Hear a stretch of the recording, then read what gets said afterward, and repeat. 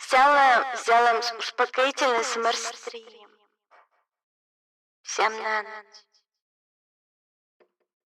Только надо книжку выбрать. Так, мне надо убрать ее подальше. Перевернуть. Не хочется. Без гитары оставаться.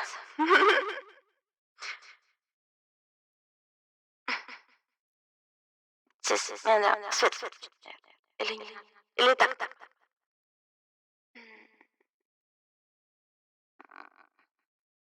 Я надо глаза против вреда.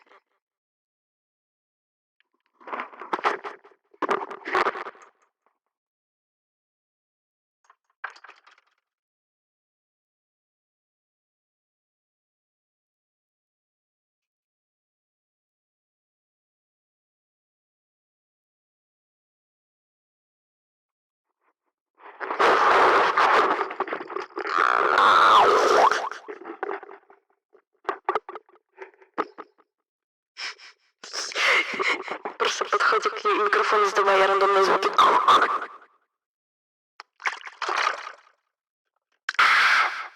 Так, ну чё. Что бы я хотел? У меня есть книжка. А что тут есть? Ужас да Винчи, Лавкрафт. Может, ничего не ужасно?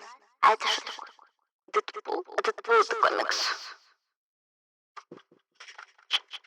Новый комикс.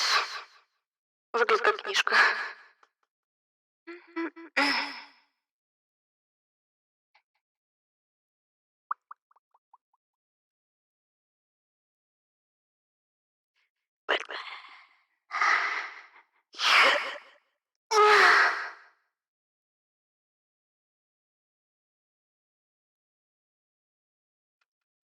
Лавкрафт только ужасы пишет, да?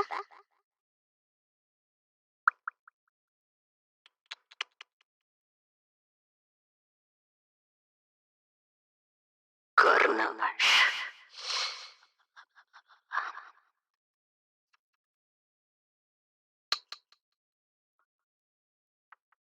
У меня есть манга, но мангу читать странно, да, вот так, в таком формате.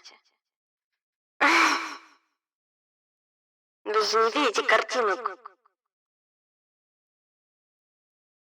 А тут у меня что лежит? Dragon Age книжка. А давай возьмем. А хули нет? Ну, прикольно, мне нравится. Вы пока спите. Я пока почитаю.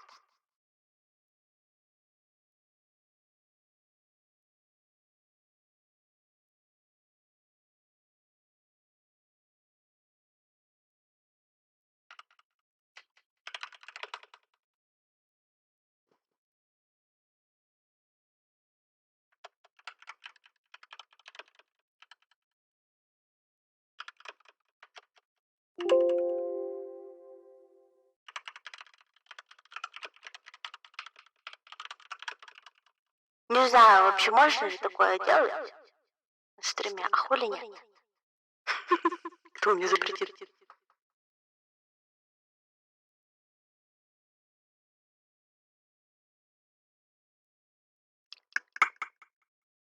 Да? Так, я, наверное, снег-то всякий уберу.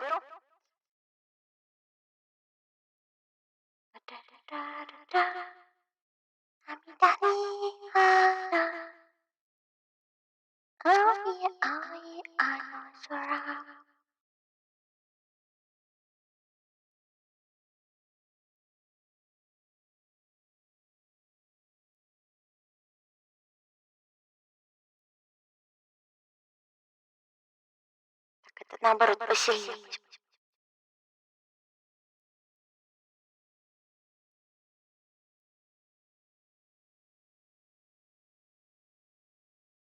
Вот, чтобы ничего не мельтешило. А это бы вроде нельзя было, тут пофигу. Да. Это что?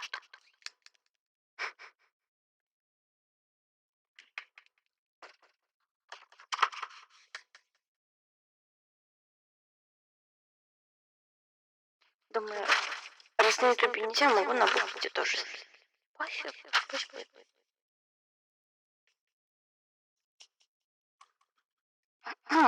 Благодарность. Будем читать благодарность. Прежде всего хочу выразить большую признательность вам, моя группа поддержки. Джордан, Стеф, Нил и Синди. Без вас я бы никогда не добился своего. Спасибо и вам, мои родители, пусть бы твердо убеждены, что от всех этих игр никогда не будет проку. Но все же разрешили мне играть, поощряли мое воображение. Но это самое важное. Я всегда буду благодарен вам обоим. Вот так. Невозможно не вспомнить добрым словом тот тяжкий труд, которым команда Dragon Age вложила в создание этого мира. Каждый день, который провожу в обществе этих фантазеров, творцов, прибавляет гордости за наше общее детище. Вы, ребята, изрядно облегчили мне работу. А можно на фон музычку поставить? Напоследок хочу поблагодарить компанию BioWare за то, что предоставила мне такой фантастический шанс. И за то, что предоставила... это я читала. За то, что относится к тем компаниям-разработчикам, которые верят, что в книгу стоит вкладывать средства.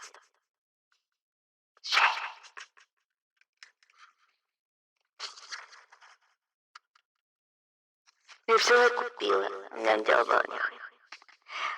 Трехтомник сразу взяла.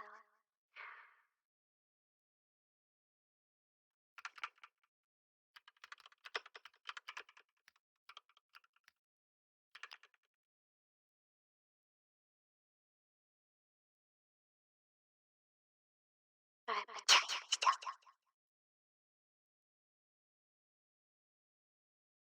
Чтоб что-то на фоне.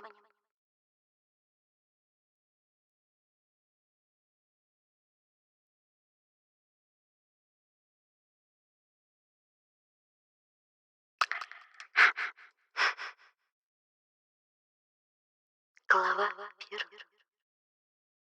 А YouTube опять не грузит видео.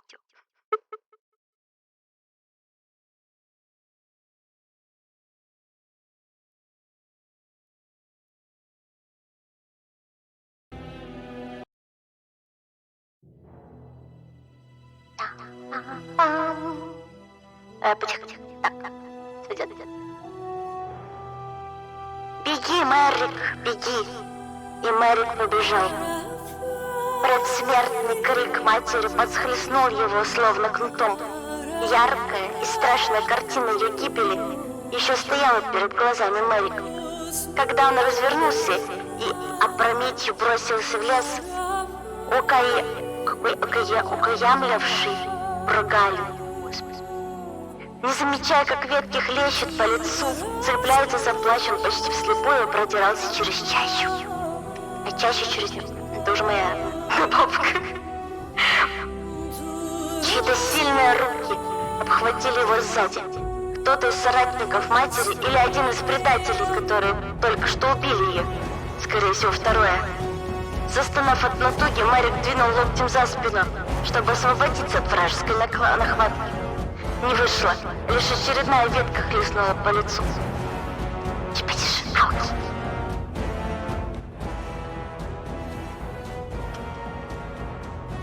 Напавший потащил было Мэрика назад, к прогалине, и тогда юноша уперся ногами в землю, удачно зацепившись сапогом за узловатый древесный корень.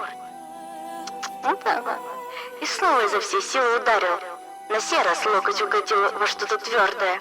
Оно тут же поддалось, влажно хрустнуло. И Мэрик услышал сдавленный крик боли. Если что, Мэрик тут очень маленький.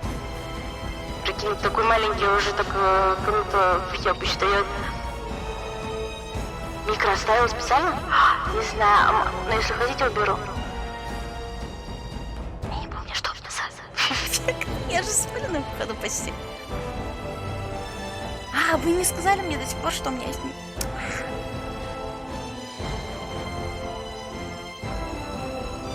Руки, обхватившие его, разжались, и Мэрик бросился в глубину леса и тут же дернул назад. Это длинный кожаный плащ, зацепившись за что-то натянутое до предела. Мэрик извернулся, забился неистово, словно дикий зверь, угодивший в западню. И в конце концов вырвался, разодрав плащ о сучковатую ветку. Хватая ртом воздух, не рискуя оглядываться, юноша метнулся в темноту между деревьями. Лес был старый и дикий, и кроны деревьев сплетались так тесно, что сквозь лесной полог проникали лишь едва заметные лучики лунного света. Не гибать в тайминг. Разглядеть что-либо было почти невозможно. Лес предстал перед глазами Мэрика зловещим лабиринтом причудливых теней и устрашающих очертаний.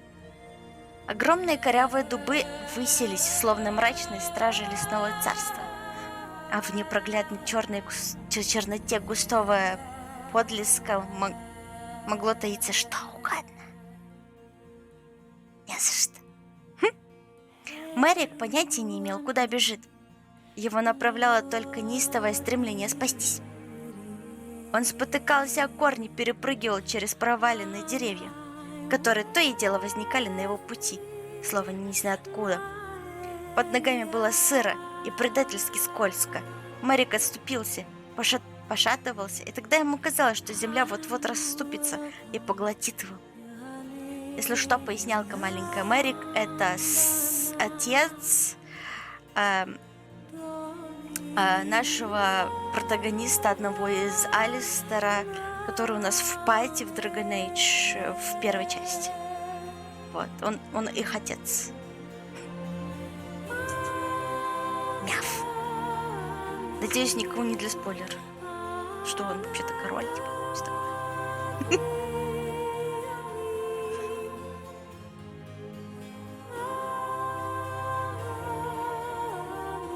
Сбиться с пути в этих лесах было проще простого. Можно бежать по кругу хоть целый день и ничего не заподозрить. Юноша слышал, как далеко позади перекрикиваются преследователи. А еще он отчетливо различал звуки боя. Сталь лязгала о сталь, кричали перед смертью люди, сподвижники и матери Мэрика. Многих он из них знал всю свою жизнь. Юноша бежал и бежал, не разбирая пути, и мысли его лихорадочно метались. Всего лишь несколько минут назад Мэрик ежился от холода на стылой лесной прогалине, глубоко убежденный, что его присутствие на этой тайной встрече не более чем дань ненужной формальности, и почти не обращал внимания на то, что происходит вокруг. Незадолго до этого мать сказала, что с поддержкой новых сторонников мятеж наконец-то обретет подлинный размах. Эти люди, сказала мать, готовы выступить против своих арлесианских хозяев, а это шанс, который она упускать не желает и не упустит. После того, как они столько лет были вынуждены прятаться, спасаться бегством и принимать бой, только когда наверняка могли выиграть. Мэрик не стал возражать против этой встречи. Ему даже в голову не пришло, что это может быть опасно.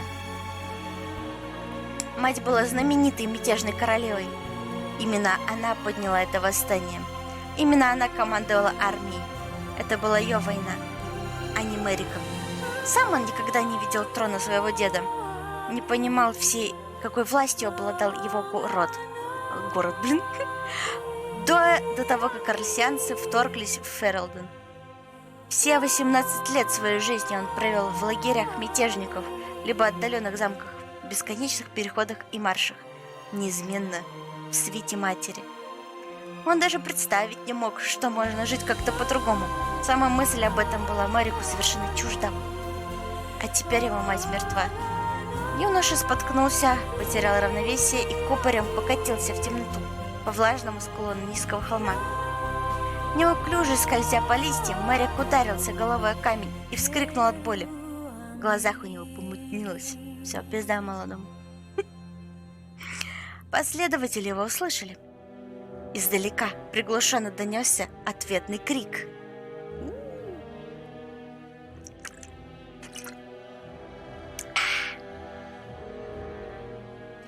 Распластавшись в пронизанной лунным светом темноте, Мэрик обхватил руками голову. Ушиб горел огнем, адским пламенем боли, сводящий с ума. Какой же он дурак! Просто чудом иначе не скажешь, что ему удалось оторваться от погони. И вот он выдал себя нечаянным криком. Пальцы стали влажными и липкими от крови. Кровь засыхала на волосах, ручейками стекала по шее. В стылом промозглом воздухе она казалась особенно теплой. Надо почаще аудиостримы устраивать. Марик вздрогнул, из губ его взорвался один единственный схлип. Может, так и лежать тут? Пусть приходит, пусть уничтожит его. Мать они уже убили, заработали щедрую награду, которую, вне всякого сомнения, посудил узурпатор.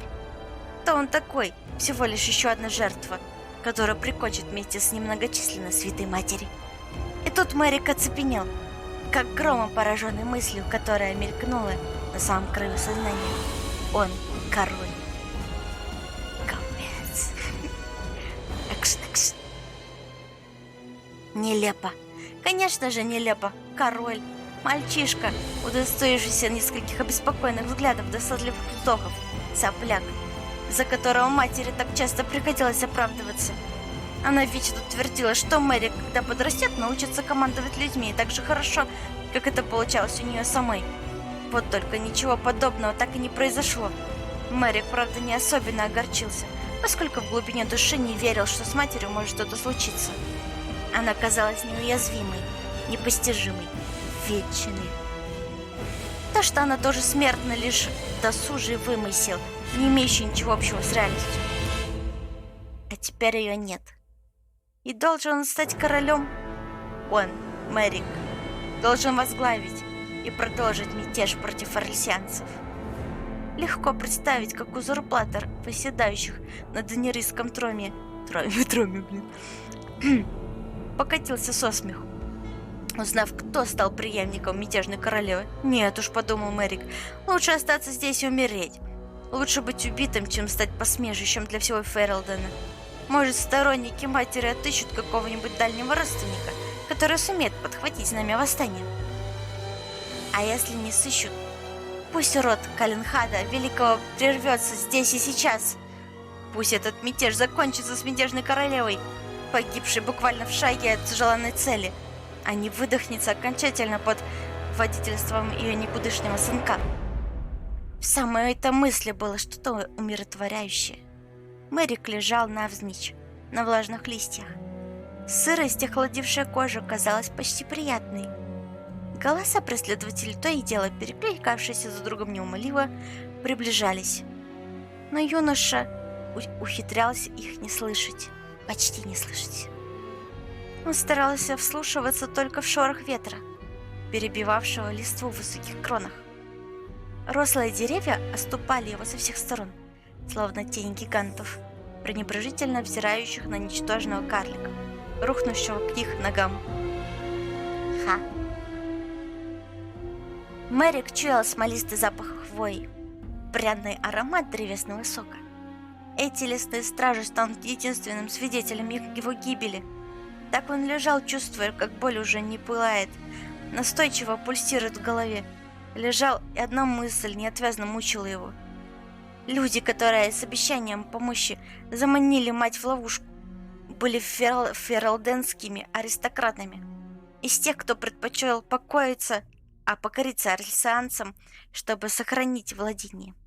Вместо того, чтобы остаться верными древней присяге, они предали законную королеву.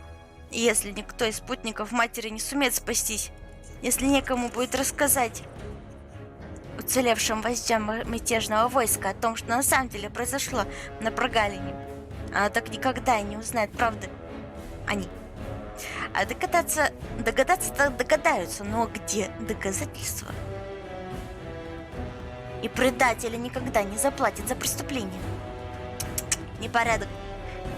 Мэрик резко сел, и разбитая голова уже протестующе загудела от боли. Но еще тело сотрясало дрожь. Юноша промок и продрог до костей. Определить, где он находится, было сложно. Я сейчас сделал презентацию с помощью ИИ за 5 минут, которую не мог сделать неделю. Охуенно. Ну, хоть так. Грац. Спасибо.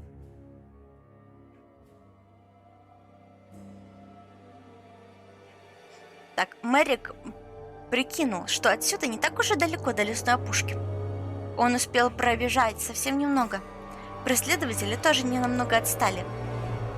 Слышно, как они перекрикиваются, обшаривая лес. Голоса их, впрочем, становились все тише. Может, ему- Рулеточка.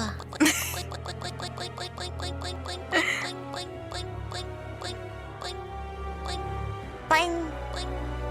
Нет, только не отжимания.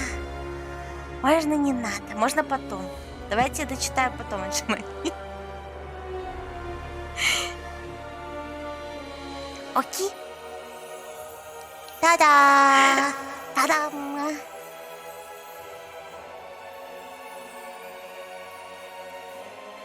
Может быть, он даже сумеет пробраться незамеченным назад, на прогалину, и проверить, все ли спутники матери погибли.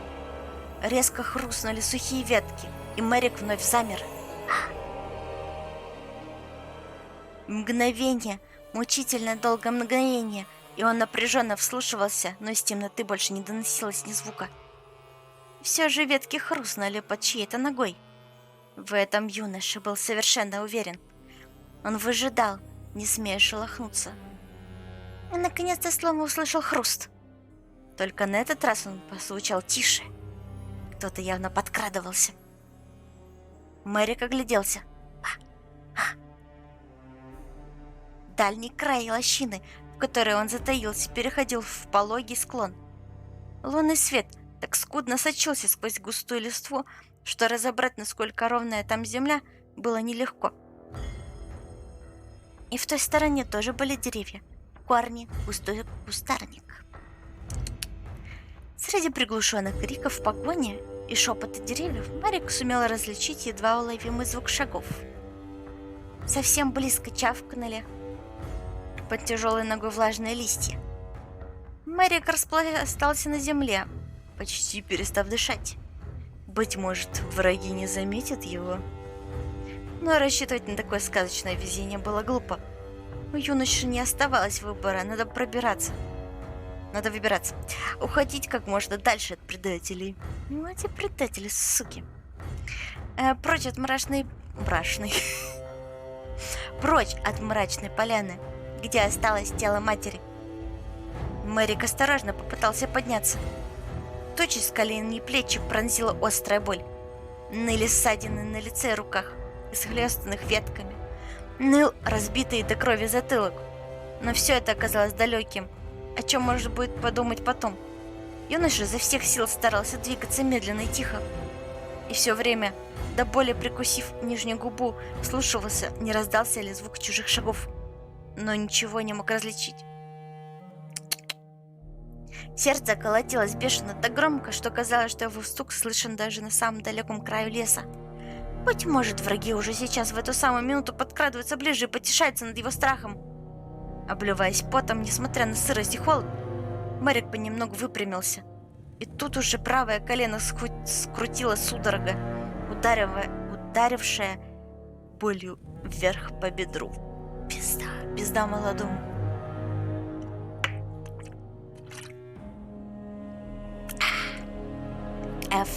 Пресс F.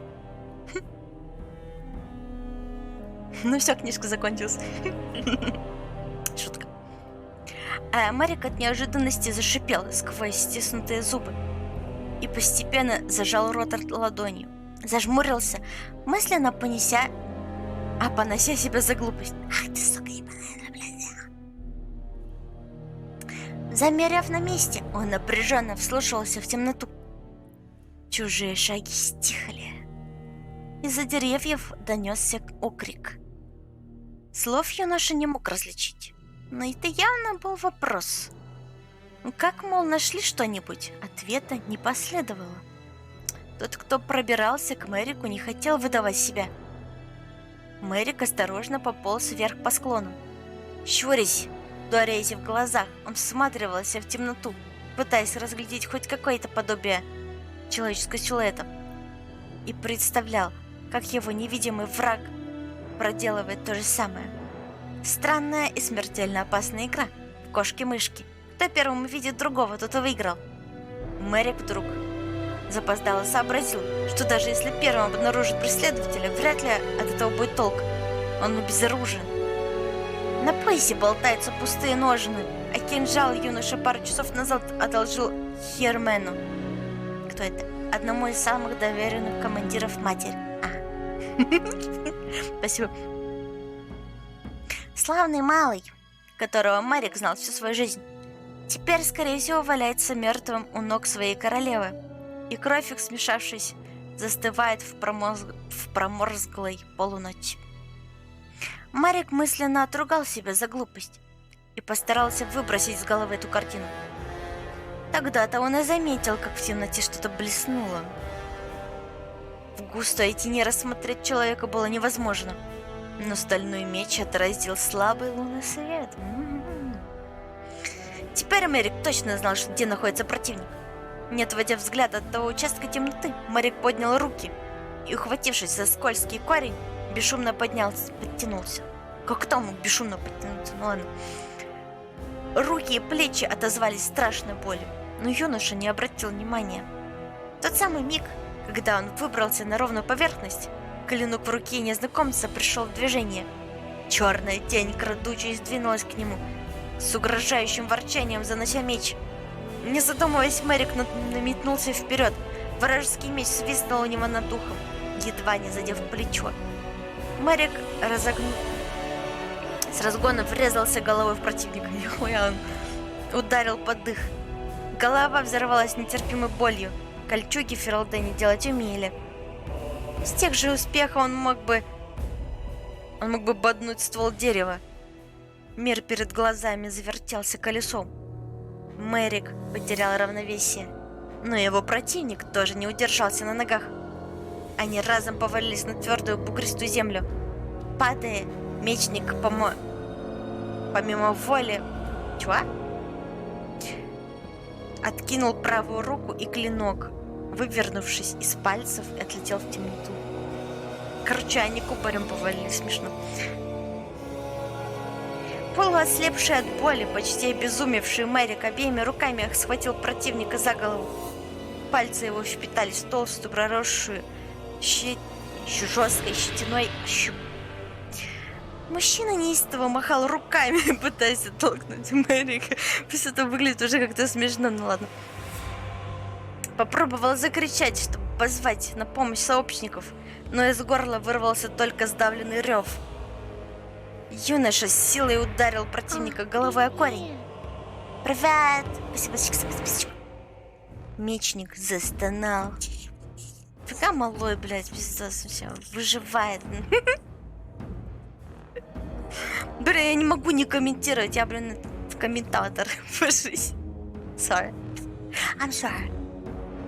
Сволочь! Прошипел Марик. Противник сопротивлялся. Наступайся! Тихо. Пытаясь дотянуться до лица. Не обращая внимания на ушибы и ссадины. Марик за все силы приложил врага затылком о корень еще раз. Тот выл от боли и попытался оттолкнуть юношу, но тяжелая кольчуга сковывала движение. Он отчаянно извивался, но Марик не собирался сдаваться. Что за рассказы? В названии написано. Голова Марика раскалывалась от мучительной боли. Ныла от напряжения, вытянутая до предела шея. На секунду он расслабился, и бородатый мечник не упустил такого шанса. Тяжелый кулак врезался в скулу с такой силой, что из глаз у Марика брызнули звезды. Голова пошла кругом. Борясь с наступающим беспамятством, он третий раз ударил противника за все силы. «Вы ее убили!» — кричал он. «Вы ее убили, сволочи!» Удар, еще удар. Он снова бил врага, не в силах остановиться. В глазах Марика стояли слезы, и каждое слово давалось ему с трудом. «Она была и ваша королева, а вы убили ее!» Наконец-то мечник затих. Руки Марика были липкими от крови, чужой крови. Юноша скатилась обмякшего тела, неуклюже отполз назад. Окровавленные ладони скользили по палой листве. Боль в ногах вспыхнула новой силой. Он ожидал, что враг сейчас вскочит и снова набросится на него. Но неподвижное, едва видное в темноте тело так и валялось на земле, неловко распластавшись на выпирающих из земли корнях. Огромный дуб высился над лежавшим, слово великанское надгробие. Мэрику было дурно, все тело сотрясало дрожь. Он поднес руки к лицу и, не сдержавшись, согнулся в 3 погибели. К окровавленным ладоням прилипли клочки волос и кожи. Фу. Этого юноша не выдержал, его вырвало на вязкую землю остатками сегодняшнего скудного завтрака. Класс! Отчаяние, казалось, вот-вот поглотит его с головой. «Ты король», — напомнил себе Мэрик. Королева Мойра, мать Мэрика, была сильной, способной вести армию к победе. До кончиков ногтей она была истинной дочерью своего отца, как говорили все. Она вдохновляла мятежников, и те ни на минуту не сомневались в незыблемости ее прав. А теперь ее нет, и король ты. Вновь и вновь твердил себе Мэрик, и по-прежнему все никак не мог в это поверить.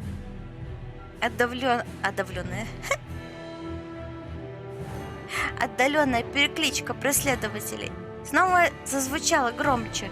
Быть может, предатели все не услышали шум драки. Надо уходить, бежать, бежать, не останавливайся. Вот только Мэрик никак не мог заставить ноги двигаться. Он сидел в темноте ночного леса, держа перед собой выпачканные кровью руки, будто понятия не имел, что еще с ними делать. Ай! Сейчас юноша был способен думать только об одном — о дне последней битвы. На матери были доспехи, и она была с ног до головы покрыта кровью. На губах ее играла отчаянная ухмылка. Наставник Мэрика приволок его предматеринские очки за драку с мальчишкой простолюдином. С матерью был Эрл как он был столько согласных произвести? Рендорн, который спросил, сумел ли Мэрик, по крайней мере, одержать победу.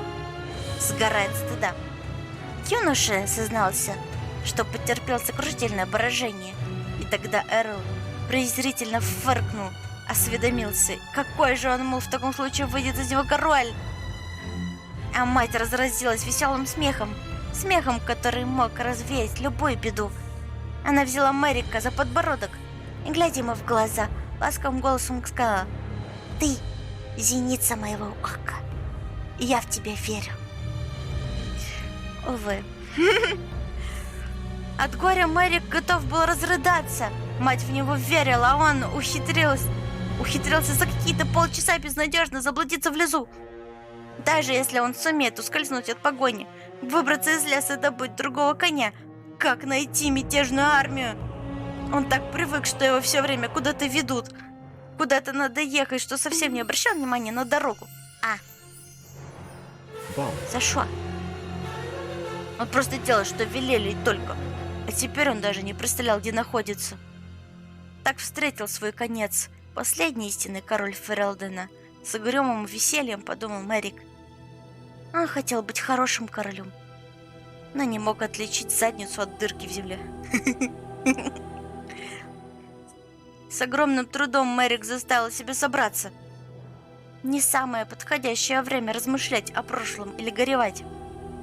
Он только что голыми руками убил человека, и другие враги неподалеку. Враги. Надо бежать. Мэри глубоко вдохнул и зажмурился. Нужно успокоиться, собраться хотя бы ненадолго.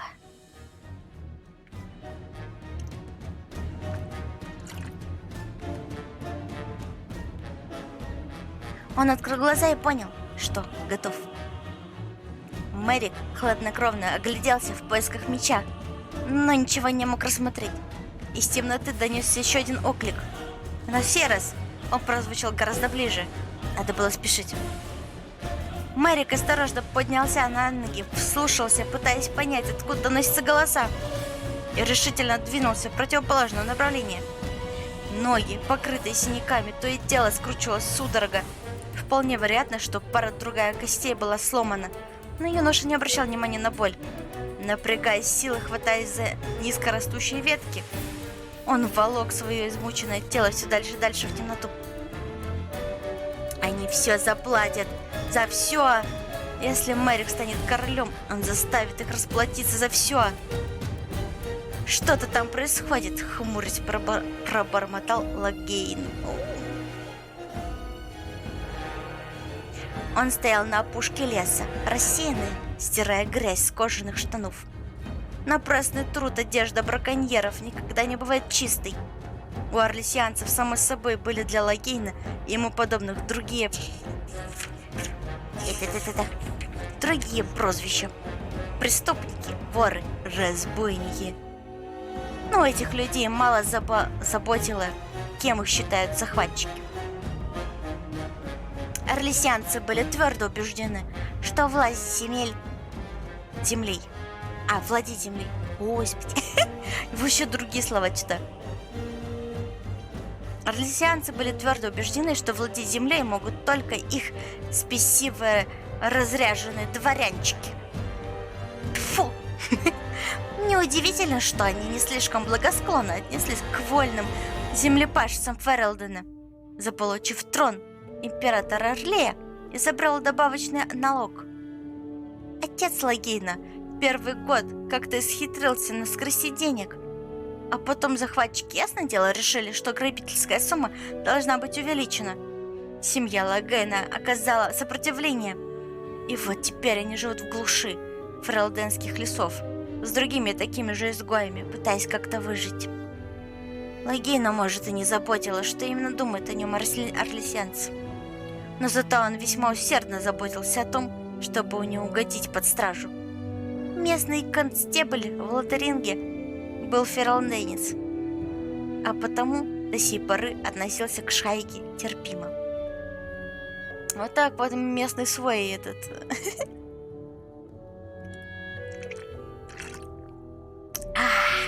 свояк почти. Пока они не нападали на путников и воровали только по мелочи. Констебль делал вид, что старается их изничтожить.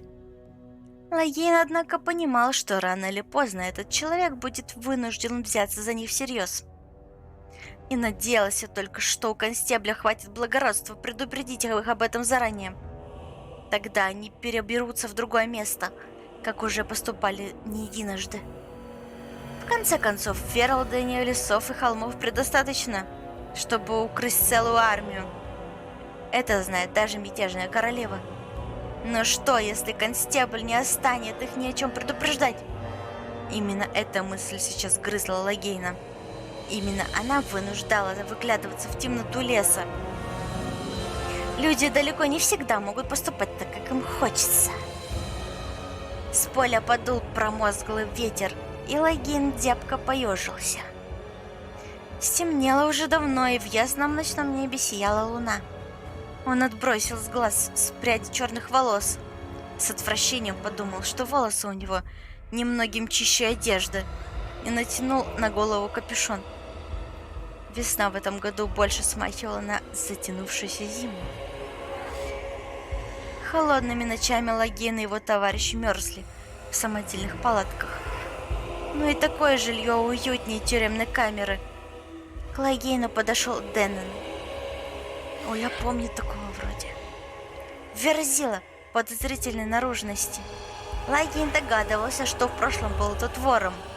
Из тех любителей чужого добра, что промышляют в больших городах, шаря по карманам и грабя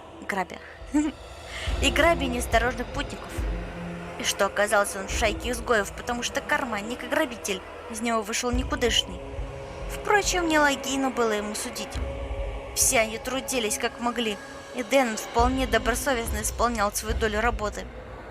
Но это вовсе не означало, что Логейн должен приязненно к нему относиться. «Ты что это там бормочешь? Увидел чего?» Дэн почесал крючковатый нос, поправил висевшие на плече тушки.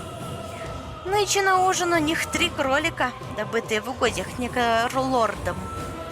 Охотиться в темноте нелегко.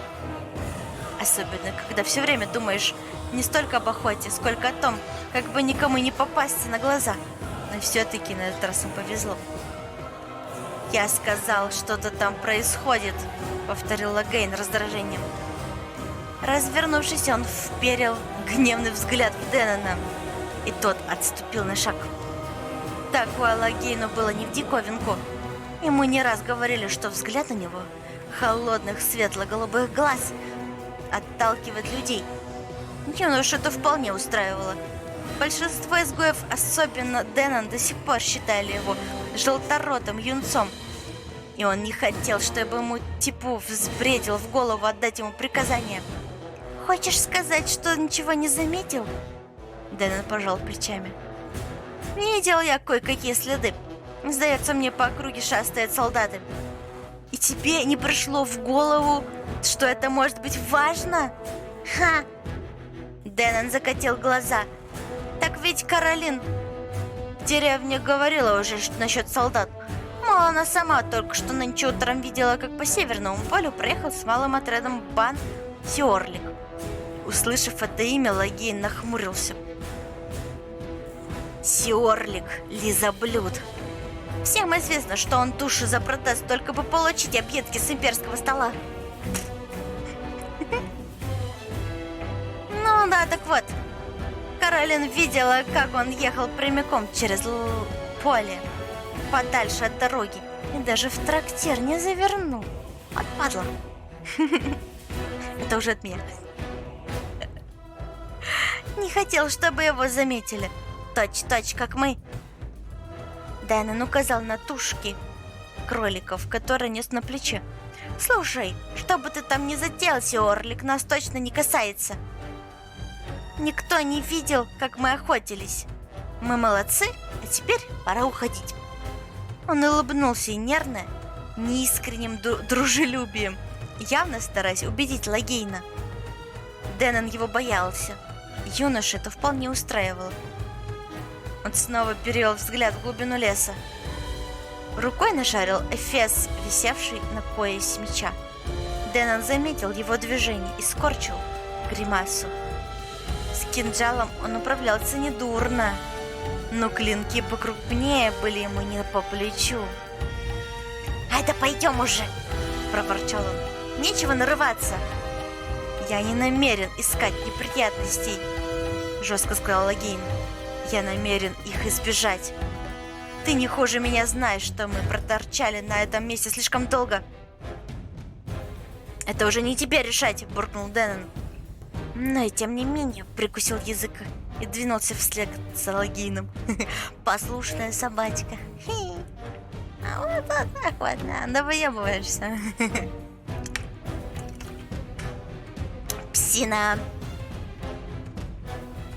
Решить в конце концов предстояло Лагейну и Лагейнову отцу. Но даже такой тип, как Дэнон, прекрасно знал, что отец и сын редко расходились во мнении. Так и должно быть. Браконьеры углубились в ночной лес, лишь ненадолго остановившись, чтобы глаза привыкли к скудному лесному свету.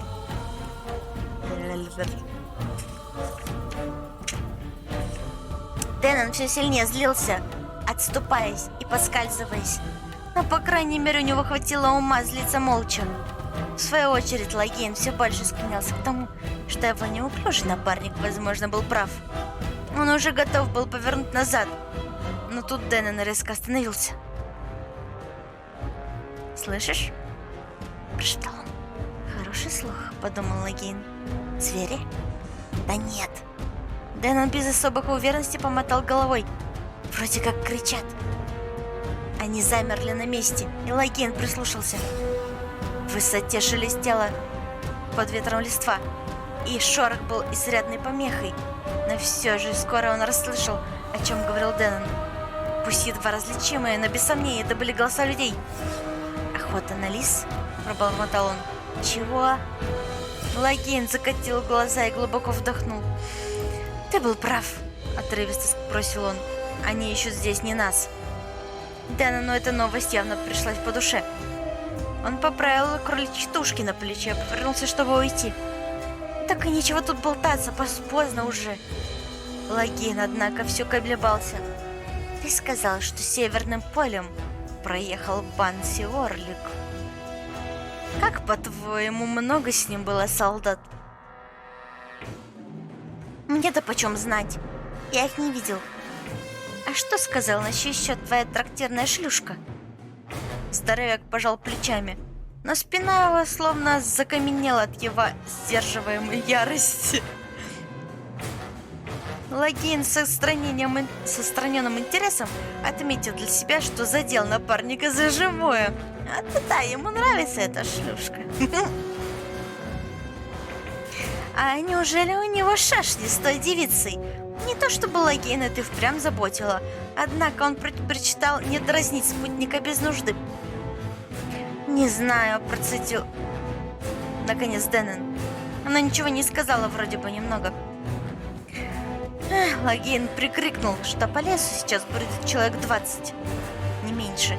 Ясно дело, если бы Банси Орлик появился с таким отрядом возле Лотринга, об этом бы судачили гораздо больше.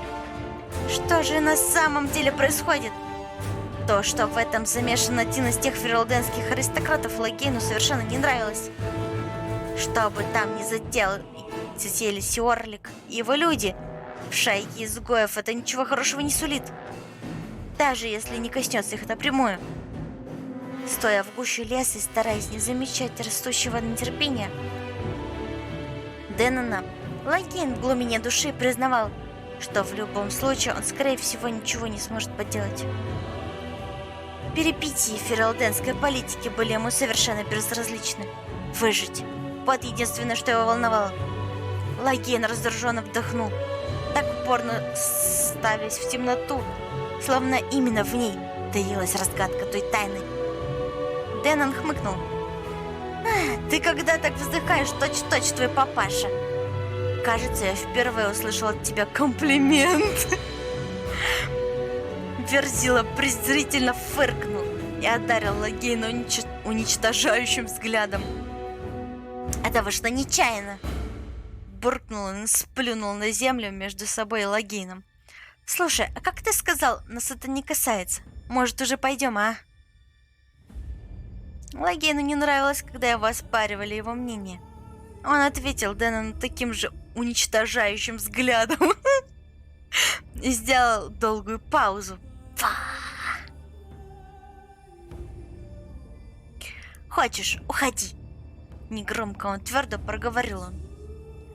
Дэннон не тронулся с места, хотя нервно переступил с ноги на ногу. Логин почти явственно ощущал, как его спутник в темноте подумывает о своем ноже и гадает, придется ли его опустить в ход, или в таком случае вернется в лагерь. Логин почувствовал соблазн подтолкнуть ход событий. Ему захотелось встать перед Дэнноном и смирить его взглядом с головы до ног. Быть может, у Верзила достанет духу схватиться за нож и попытаться его прикончить. Воцарилось долгое напряженное молчание. И прерывали его только шум ветра в кронах деревьев, да отдаленные выкрики охотников. Логин сузил глаза, даже не притронувшись, как к рукояти меча. Испытал удовлетворение, когда Дэннон первым отвел взгляд. Слабак, не смог в гляделке выиграть. В этот миг до них донесся звук приближающихся шагов. Дэннон с готовностью хватился за этот повод отвлечься, как если бы их с Логином противостояния не было вовсе. Кто-то торопливо и неуклюже продвигался по лесу прямо к ним. Кто бы это ни был, он продвигался через кусты напролом, расталкивал ветки в панике, напрочь позабыв об осторожности. Даже не знаю, кто же это мог бы быть. Лиса, что ли? Конечно же, ей непременно надо было выскочить прямо из-под ноги. Если Создатель, как утверждают священники, впрямь обитает где-то на небесах, у него истинно неприятное чувство юмора. Дэнон отступил на пару шагов. Лагейн, вынув из ножен меч, выждал. Пришелец, вывалившийся из зарослей, замер, уставившись на браконьеров круглыми глазами от страха. Он оказался совсем молод, ровесник Лагейна, а может и моложе. Белокурые волосы и бледное лицо были заляпаны грязью, весьма обильно кровью, и вдобавок в волосах запутались листья, а лицо покрывали свежие царапины. Одет он был явно не для беготни по лесной чаще. Одна лишь рубашка, изорванная, покрытая таким слоем грязи, словно добрую часть пути он удирал от своих неведомых преследователей. Ползком. Слово одно на другой странице. Да, кися?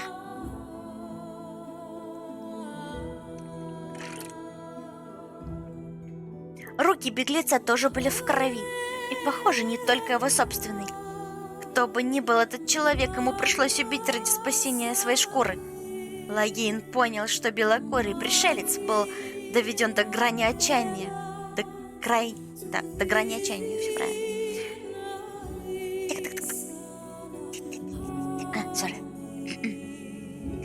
Сейчас он припал к земле, застыв, точно дикий зверь, раздираемый нелегким выбором: обратиться в бегство или драться. Голоса, перекликавшиеся у него за спиной в глубине леса, неумолимо приближались. Лагейн немедленно поднял руку, показал беглецу открытую ладонь в знак мирных намерений. Вот так вот. И вернул меч в ножны.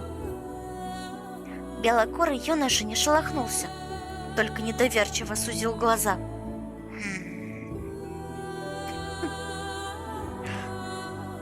И опасливо метнул взгляд за спину, в гущу леса, откуда вновь донеслись приглушенные выкрики.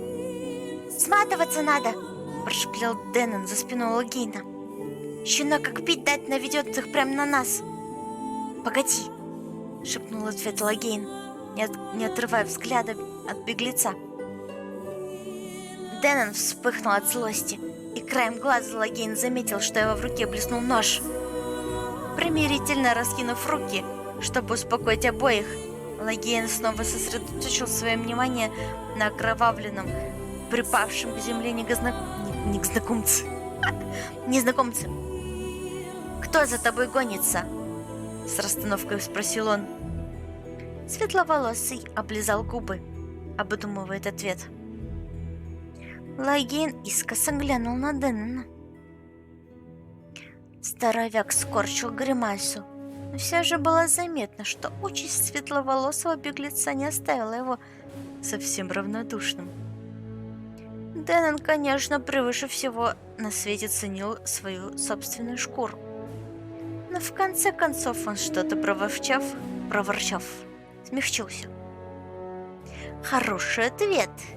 Лагейн отступил на шаг и повернулся, как бы собираясь уходить. «Пойдешь с нами?» Я и они теперь вместе. Дэнон горестно ругнулся. «Ой, блядь!» Сунул нож в ножны и, упорно глядя себе в под ноги, зашагал прочь. Лагейн демонстративно двинулся за ним, но между тем зорко следил, последует ли за ним незнакомец. Тот с минуту колебался, явно раздираемый сомнениями, но все-таки расшелся с решительным видом, вскочил и побежал следом. Все трое без лишнего шума двинулись назад тем же путем, которым Лагейн и Дэнон пришли в лес. Светловолосый юнош шел последним, а Дэнон неизменно держался впереди, как если бы готов был и вовсе бросить спутников спасаться. Напряженная спина здоровяка выражала возмущение и злость. Лагейну на это было глубоко наплевать. Альфа. Они шли быстрым шагом, и скоро голоса преследователя остались далеко позади. Незнакомец вздохнул с облегчением. Когда они вышли на опушку, Лагейн внимательно присмотрелся к новому спутнику. И итог осмотра его озадачил. Одежда юноши, пусть и изодранная и грязная, была явно добротной, если не сказать щегольской. А-то какой, а? Особенно отличались хорошей выделкой сапоги из превосходной кожи. Точно такие Лагейн видел на храмовниках. Да уж, это совершенно точно не нищий. Кроме того, он весь дрожал и вскидывался на каждый звук. Господи, Киси, тебе так нравится, как я читаю? Она такая... лежит, блин.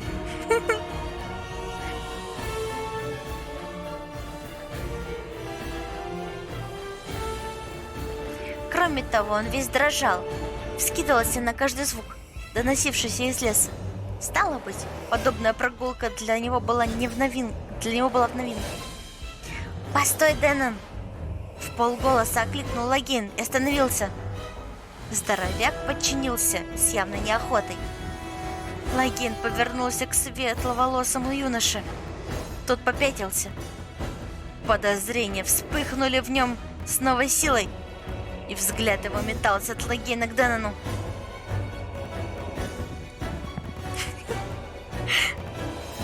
Как если бы он пытался понять, кто из них бросится на него первым. «Думаю, на этом мы и расстанемся», — скрипя сердце, проговорил Лагейн. «Хвала Создателю!» — пробормотал Дэннон. Светловолосый юноша на минуту задумался, огляделся по сторонам. «Не смотри, не смотри». Я потерялась.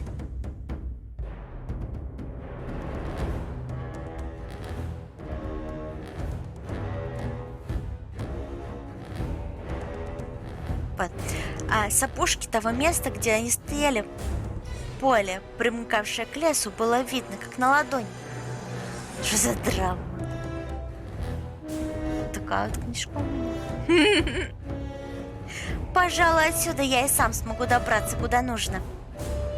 Выговор светловолосого был Лагейну незнаком. Но и судя по манере говорить, этот человек явно получил недурное образование. Быть может, он сын купца? В самом деле, Лагейн жестом указал на изодранную одежду юноши, отметив для себя, что у того нет даже плаща. «Ты, скорее всего, замерзнешь насмерть, прежде чем доберешься до города». Лагейн выразительно изогнул бровь. «Если, конечно, ты и впрямь хочешь пойти в город, когда за тобой гонятся». «А почему, кстати, за тобой гнались?» Осведомился Дэннон и решительно встал рядом с Лагейном. Светловолосый юноша подметил, глядя на Лагейна, то на Дэннона, словно определял, кому из них отвечать. Затем он опустил взгляд на свои руки и будто только сейчас в лунном свете увидел на них кровь.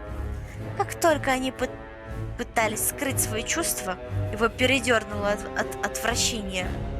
«Думаю, я убил одного из них», — прошептал он. Дэн, понимающе присвистнул. «Тогда они так просто не отвяжутся». Лагейн сдвинул брови. «Я так понимаю, это были люди Банас и Орлика?» «Не только», — без особой охоты ответил юноша. Они убили моего друга». Гримаса боли, исказившая лицо, яснее слов сказала Лагейну, что, по крайней мере, эти слова незнакомца чистая правда. Юноша зажмурился, снова задрожав всем телом, и безуспешно попытался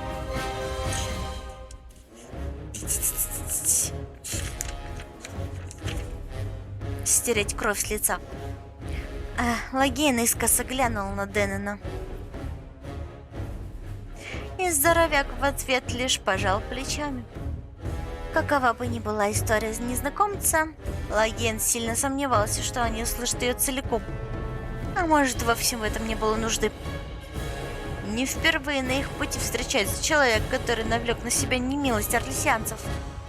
И будь Лагейн на месте беглецов, он тоже бы не стал излишне доверять первым встречным. Юноше явно было что скрывать, однако браконьер нутром чуял.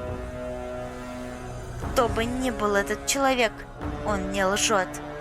А чутье подводил Лагейна крайне редко. Послушай, Логен тяжело вздохнул. Мы не знаем наверняка, кто за тобой гнался. Ты говоришь, прислужники орлесианцев? Я готов тебе поверить на слово. Светловолосый хотел было возразить, но Логейн предостерегающе вскинул руку. Кто бы они там ни были, их, судя по всему, немало. Довольно скоро они сообразят, что ты выбрался из леса. Искать тебя, двинуться первым делом в Латеринг. Тебе есть куда еще податься? Юноша опустил голову и помрачнел. Нет, пожалуй, что некуда. Он стиснул зубы, из-под лобья глянул на Логейна. Ну, я справлюсь. Да-да, рассказывай. На мгновение Логейн выпрямил и поверил, что это так. То есть никуда он, конечно, не доберется, но попытается.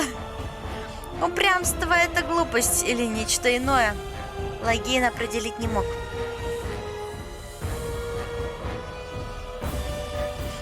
Ой, нет, сейчас попью.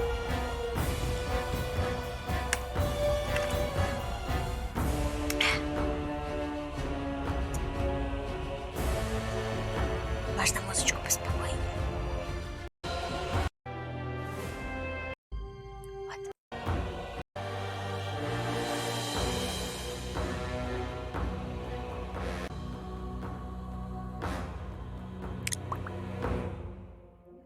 У нас есть лагерь, напрямую сказал он. В укромном месте. Ты и твой спутник. Вы не обязаны были мне помогать.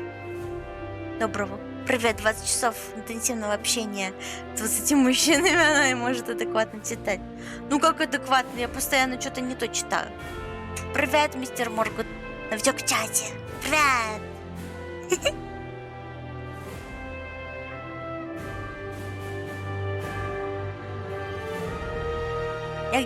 Я где-то остановилась.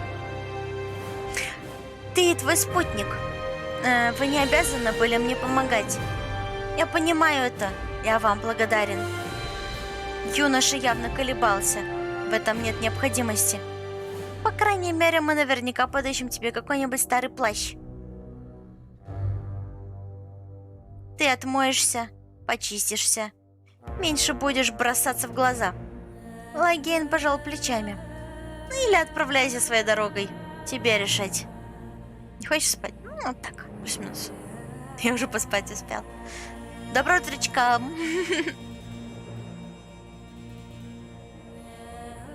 Светловолосый поежился, вновь задрожав от холода.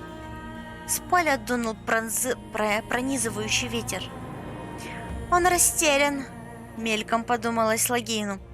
Беспомощен, словно щепка в бурном водовороте событий.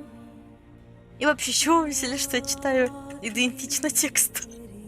Я половину предложений перековеркиваю, мне кажется.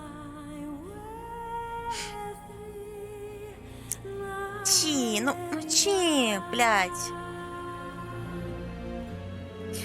Судьба может устроить поганую каверзу именно тогда, когда этого меньше всего ожидаешь. Уже это Логейн точно хорошо знал и видел, что с его собеседником произошло то же самое, хоть особого сострадания к нему не испытывал. Кроме предложения пойти с ними, светловолосый от него еще больше ничего не дождется. «Дыхание Создателя!» — фыркнул Дэннон. «Парень, да ты только глянь на себя! Можно подумать, у тебя есть другой выход!» О, барон уснул? Найс.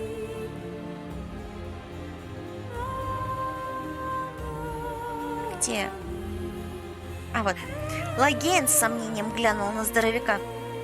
Быстро же ты запел по-другому. Ну да, все говорил, ну нахуй его. Ха!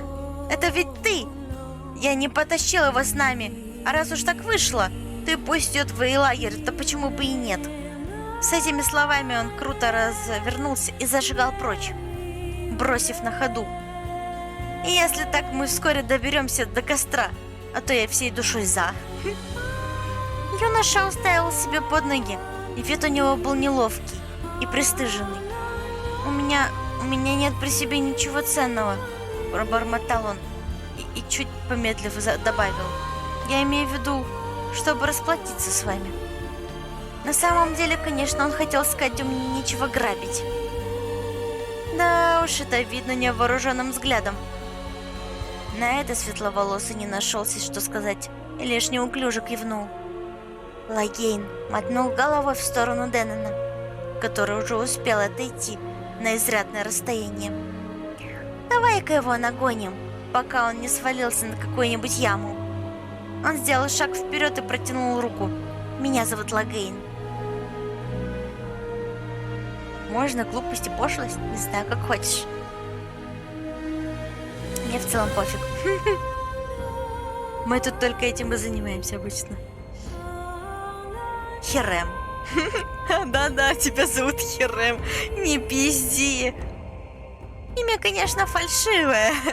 Лагейн на миг задумался, не совершает ли он непоправимую ошибку. До сих пор чутье его не подводило.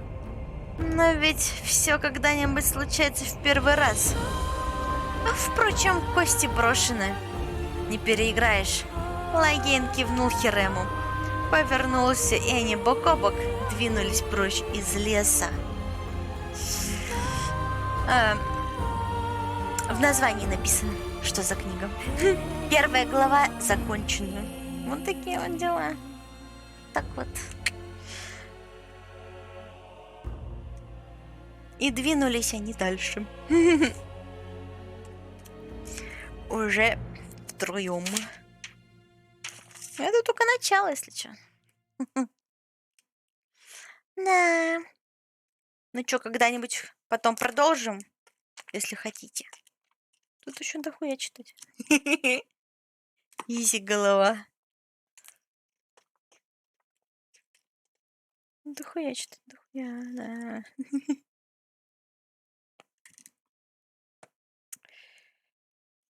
А есть это оглавление?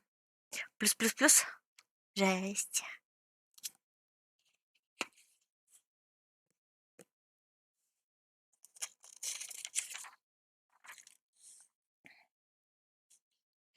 — 297 страниц будет у этой части главы. Ну, том. 297 страниц. А другую? Ну, блин, надо по очереди читать. А что у меня? Мешать книги сначала одну, потом другую? Ну, типа, тупо как-то. Что-то как-то не то. Найти. Аудиокниги от него слушайте на Ютабе. Не, на Ютабе, боюсь, мне Ютуб не позволит такую шалость опубликовать. Всем доброе утро. Привет, у меня уже 9:30. Я в целом неплохо. Мне нравится. Учитывая, что я понимаю всех персонажей, которые в этой книге есть, и все, что вообще тут происходит. Потому что я Dragon Age прошла несколько раз, так что я все знаю. Ясно, ДНД Forever. Да.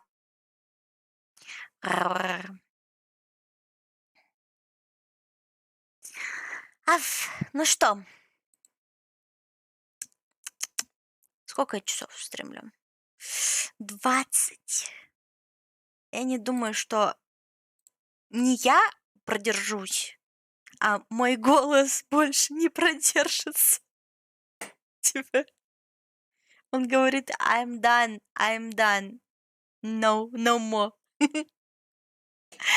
Я ничего не понял, но мне нравится. Ну, как мы пройдем первую Драгонагу, тогда поймешь. Если будешь смотреть, конечно, вместе с нами. Тогда ты все поймешь, что тут происходит.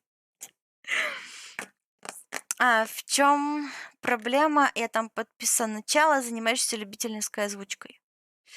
Да? Я не знаю. Ну, типа, я не знаю. Я не уверена, во-первых, в своих читательских навыках.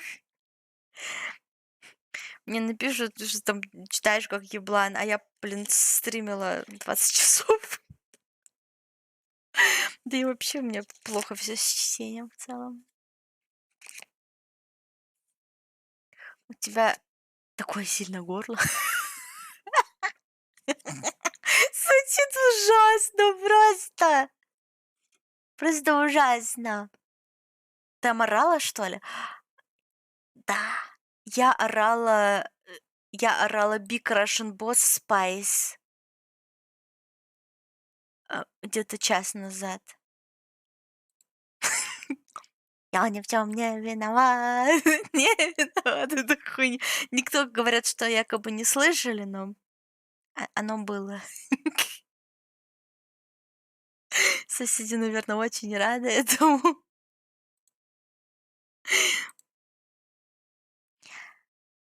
Причем тут оральный в плане? Чё? Господи, о чем вы там опять глупость, что ли? Вас надо банкнуть. Банк. За такие вот.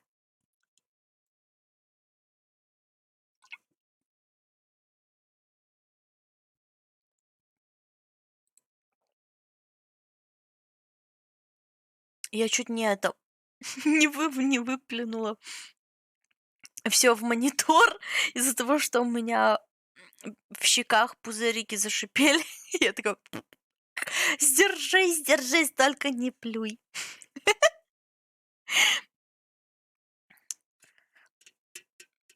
Да, это Балдур Гейтс один за кого? Что? Чё? У меня такое ощущение, что это ты не спал 20 часов, а не я. Чего? Ничего не поняла. Кого убила? Кого не убила? Чего? Да, чат, да, я от вас такого не ожидала, конечно.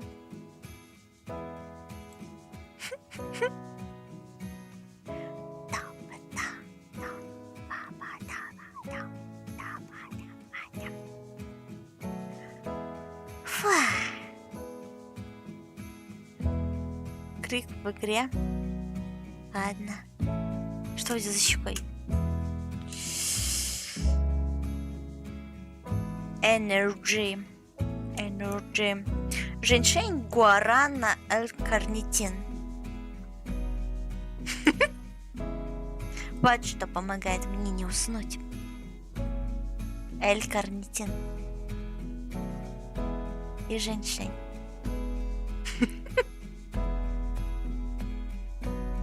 АВ, женьшень.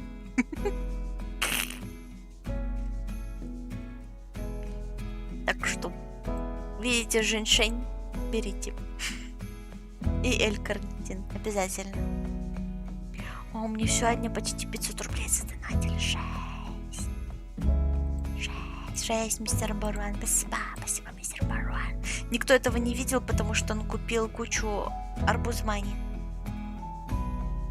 Мистер Цифры тоже еще немного докинул.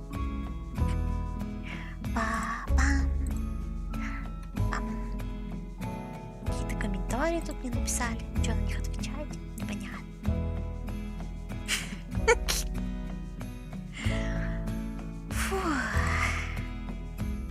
Я бы хотела еще книжку «Властелина колец», но мне ее нету.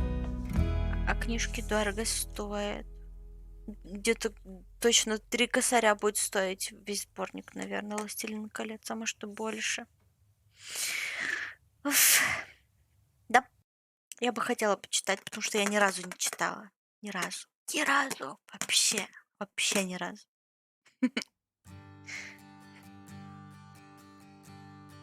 И «Хоббита» бы тоже можно было. Да?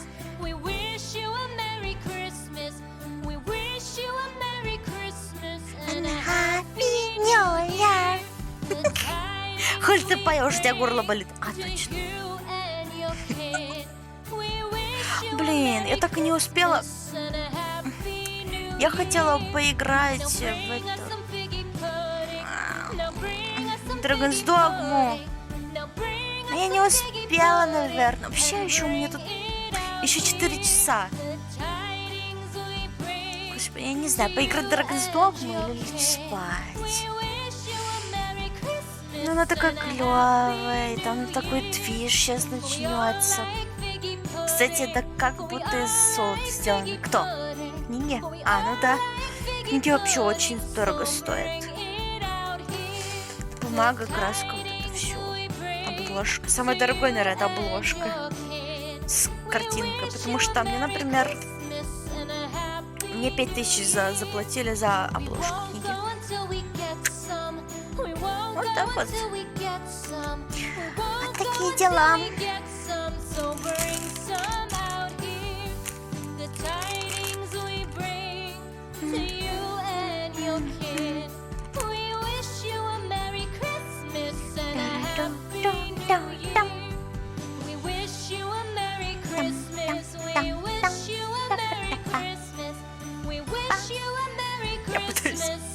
Я пытаюсь ловить тайминги по этому микшеру звука. Ну там дергаются полосочки. Чем бы только не заняться. Лишь бы не ложиться спать. Скоро Путана будет книгами брать. И куриной икрой. Да что за куриная икра? Я так до сих пор не поняла. Типа яйцами? Зачем Путанам брать кого-то яйцами? Чего? Ничего не поняла. Вообще не поняла. Что ты имел в виду? Чем тебе мои книги не нравятся? Я не поняла. Что за камень в мой огород какой-то? Почему я Путана вдруг?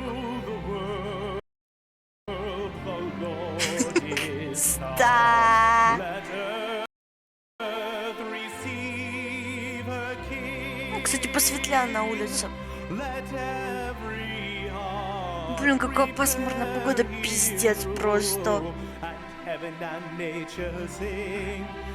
Тучи. Холодная зима. Но сейчас почему-то потеплело, кстати. Было минус 40, потом резко минус 4. Прикиньте, скачок. Я охуела от такого скачка. Ну, по мне видно, что я охуевшая. Да. Интересно, как долго я смогу вести монологи? Потому что я всегда до этого думала, что я не умею вести монологи. И что если я не буду ничего смотреть, то я не буду молчать все время. Вот, а оказалось, что я не затыкаюсь. На ровном месте наезд какой-то. Вообще, я не поняла ничего. На кого наезд? На меня или на буст? I'm not understand.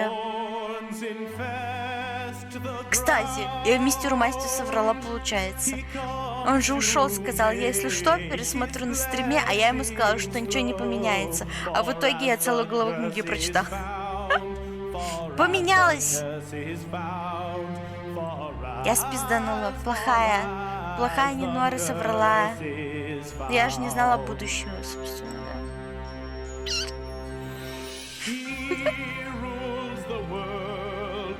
Если что, мистера, кто новички на Твиче, можете подписываться на YouTube, там все записи, что у меня есть. И нарезки есть смешные. Но нарезки я постепенно перемещаю на второй канал, правда. Я все ГГ. Да я тоже сейчас уже пойду. Раз уж мы все расходимся потихо.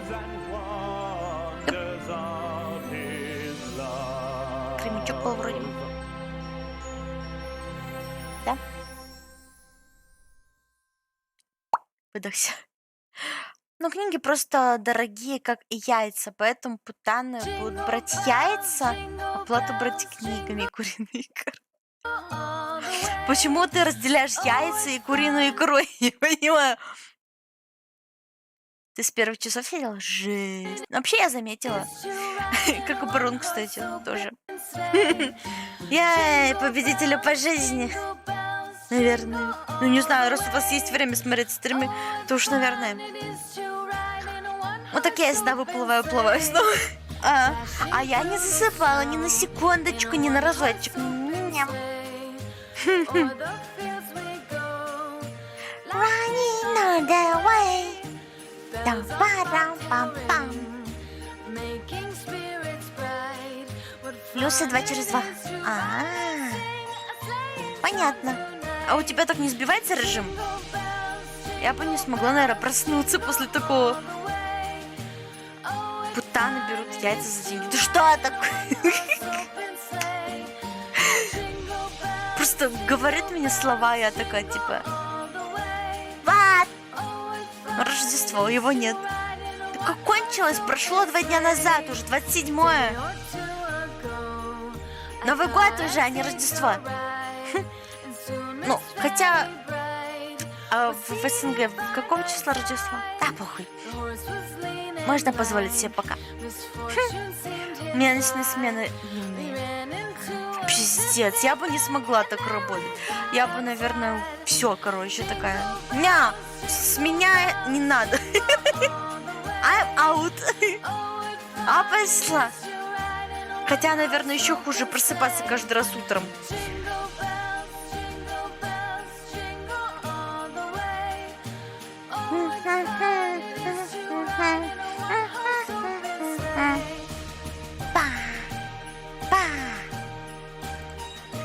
Хочу снежок. Мне нужен снег. Мне нужен снег. Снег пошел.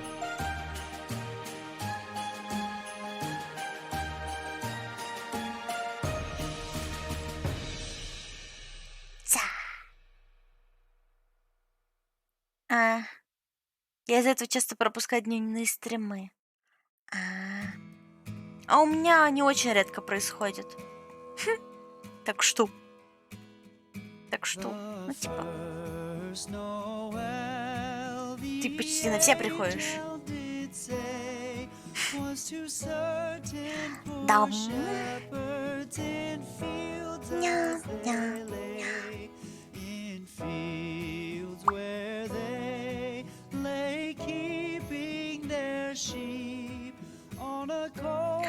Это прошлая трансляция или эта трансляция? Что палец, что хуй, все одно и то же. Это уже клипы сегодняшнего стрима. Он мне пишет статистику. Нихуя. Плюс 5 новых фолловеров сегодня. Жесть. Привет, новички. Максимум число 32. Жесть. Смотрим статистику онлайн. Что палец, что хуй, все равно тоже. Я вспомнила, что я там говорила. Я вспомнила. Это считается цензурным, а члены нет. Отвратительная игра, не могу на нее смотреть. Типа для меня это ничем не отличается по ощущениям. В плане. Не по этим. Все несу вообще уже. Типа что палец, что хуй. Все одно и то же. Это считает. Все одно и то же. Да, такие дела. Я имею в виду, ну я же художник. Типа, я смотрю на пенисы как просто на очередную часть тела. Конечно, есть некоторые части тела, например, внутренности, которые я не хотела бы видеть. Но и то я отношусь так, прохладно. В большинстве случаев. Вживую не видела кишки. Навряд ли мне понравилось такое зрелище. Навряд ли, очень навряд ли.